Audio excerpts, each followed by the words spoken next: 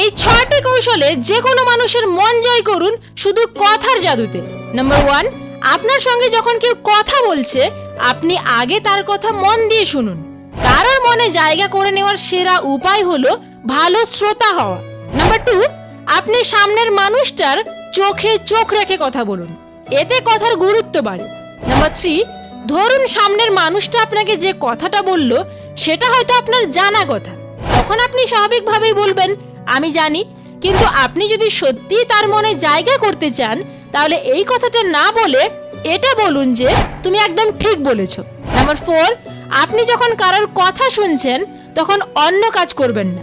কথা শোনার সময় অন্য কাজ করলে সামনের মানুষটার অবচেতন মনে আপনাকে নিয়ে খারাপ ধারণা তৈরি হয়। নাম্বার 5, কাউকে প্রশংসা করার সময় মন থেকে করুন, কারণ প্রশংসাটা একটু এদিক ওদিক হলেই তোষামোদ হয়ে যায়। নাম্বার 6, কারোর সঙ্গে যখন কথা বলবেন আপনার শারীরিক ভাষাটাকে ইতিবাচক রাখুন।